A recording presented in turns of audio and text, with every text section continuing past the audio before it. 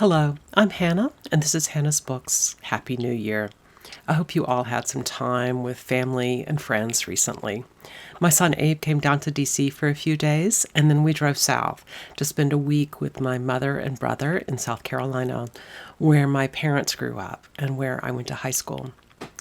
While I was down there, I also spent some time with uncles, first cousins once removed, second cousins, as well as an old high school friend. It's the first time I've seen any of these folks in person, including my mother and brother, since David died. Although I found myself in tears a few times, especially when I was walking on the beach and watching the sunrise over the ocean one morning, and when my son was cooking omelets for Christmas lunch, my family's atypical tradition, which David used to help cook.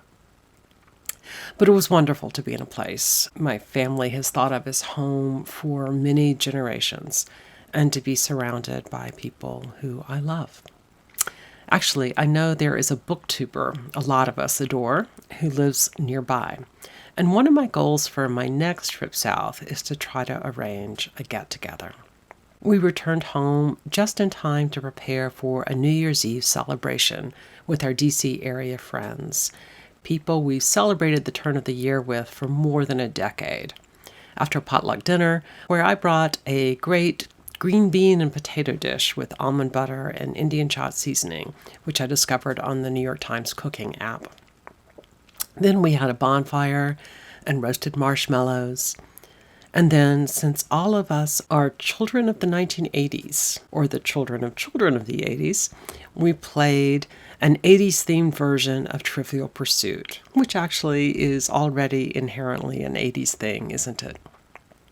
Due to people out of town, combined with people who observe different levels of COVID carefulness, the game was held on Zoom. We finished the night with champagne toasts as we welcomed in 2024. The next morning dawned, and it was the first morning of the new year. I often do a bit of thinking about how to structure my reading for the year, and I usually promise myself that I will be better about getting exercise this year. And then I start the true observance of the day, the reading.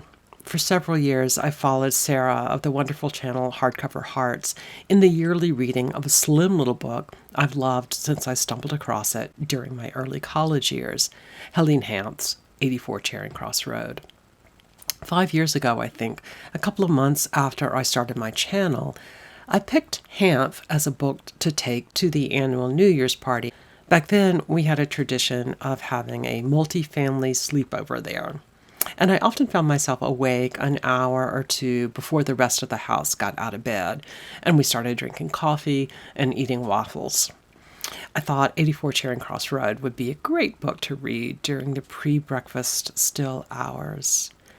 And only when I talked about it on my channel did I find out that Sarah was reading the same book that day, and that she reads it every year on New Year's Day. And I've been observing her tradition ever since.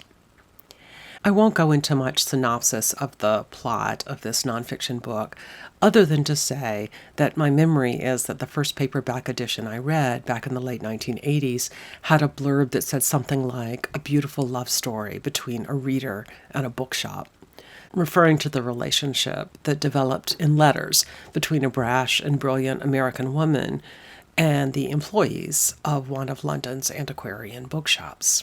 Especially the friendship between the reserved and polite Englishman who filled her orders.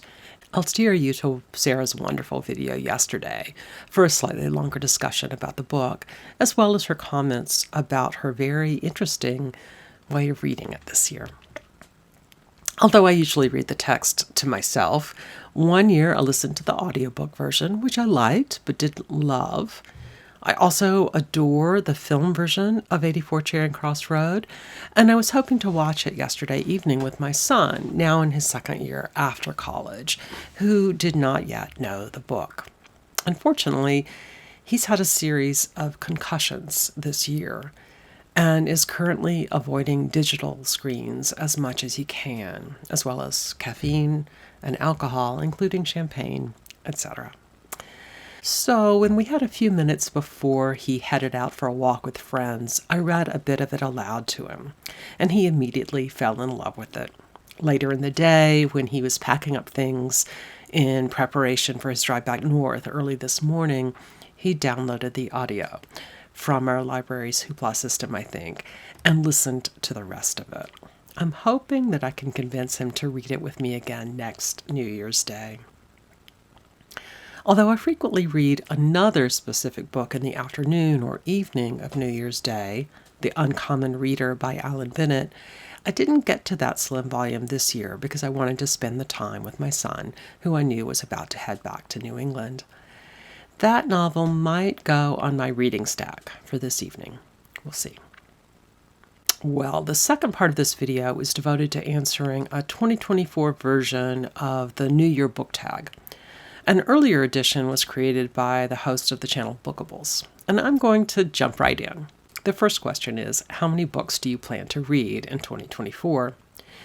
I don't set a number of books I want to read, and I don't keep track either.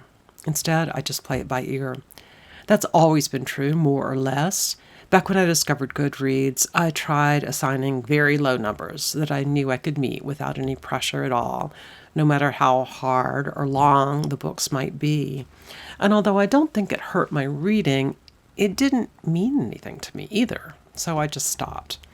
And then I got sick, and then my husband got sick, and the last thing I needed was more stuff to keep track of. Also, for the last few years, my actual reading has changed a bit.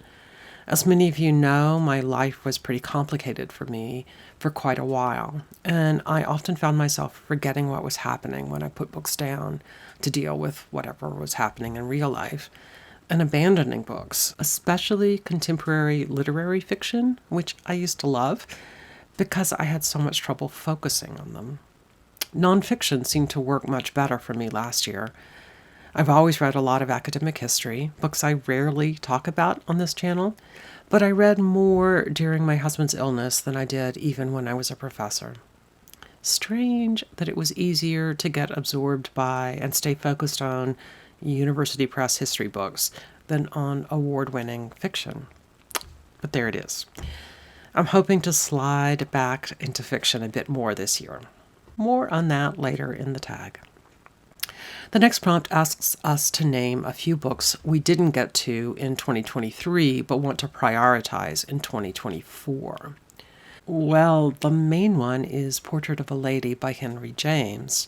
I think I have the opportunity to read it with a brilliant reader here on BookTube, but we haven't ironed out the specifics yet.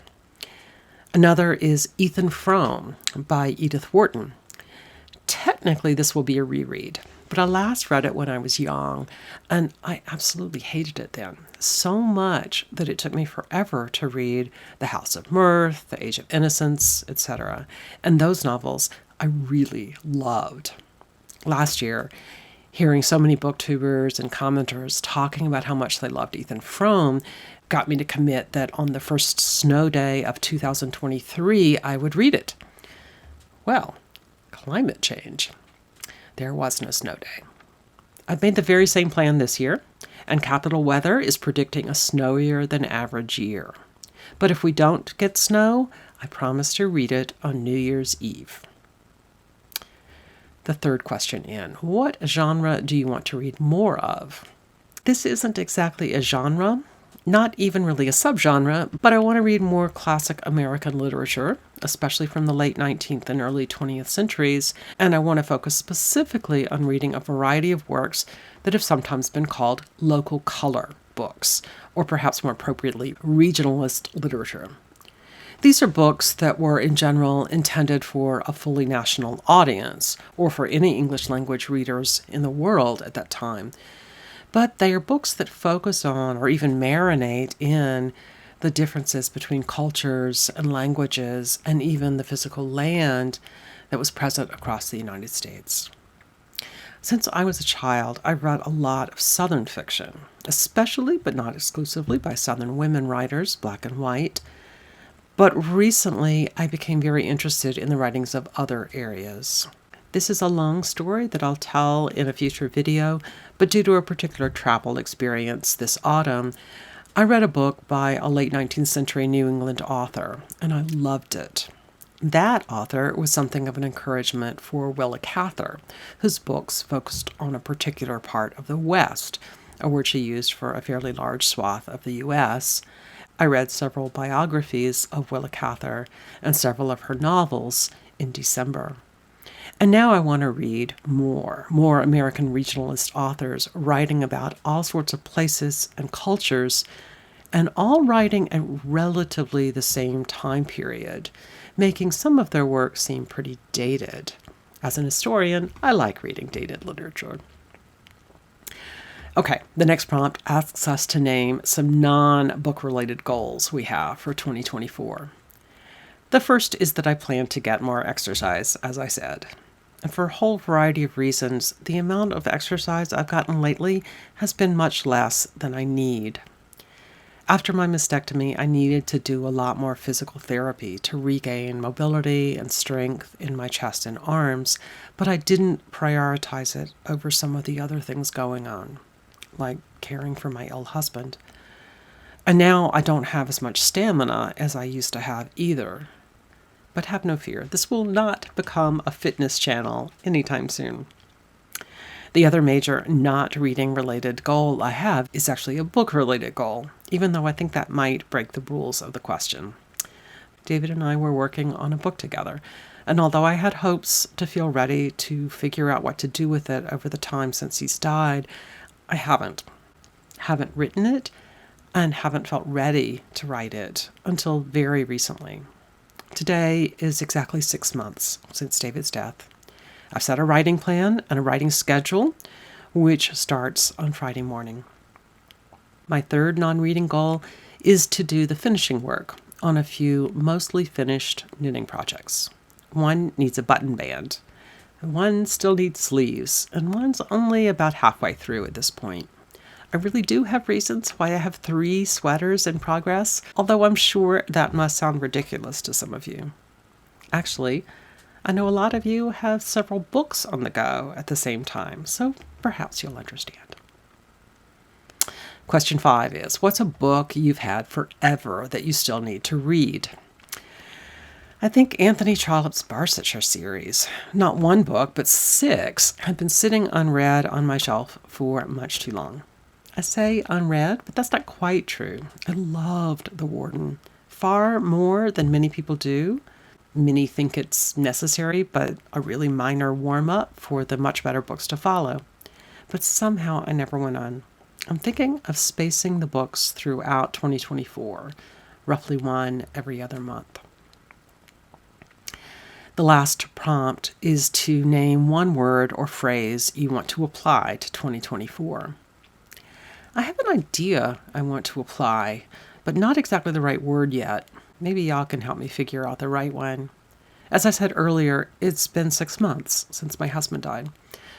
And while I am still sad and still grieving, I'm also finding it possible to think about ways to create some broader paths for myself. The first 6 months were too often about remembering to eat or trying to convince myself to change out of my soft flannel nightgown. When my son and I were talking about how we each might move forward this year, I was in the process of rejecting the term fresh start when he mentioned the Latin phrase tabula rasa, that is, a newly cleared tablet, essentially, like one of those 1970s toys where you lift plastic off a waxed base to erase whatever you'd written. But I don't want to erase anything. I just want to be a little more alive to the possibilities of the current world than I have been lately. Any ideas of words to express that? Well, that will do it for this video. I am so glad to see all of you here on BookTube this year, and I can't wait to catch up a little bit, watching your videos more regularly, responding to your fabulous comments more quickly and consistently than I have for a long time, and filming videos more frequently and more regularly. Thank you so much for joining me today here on Hannah's Books. See you soon.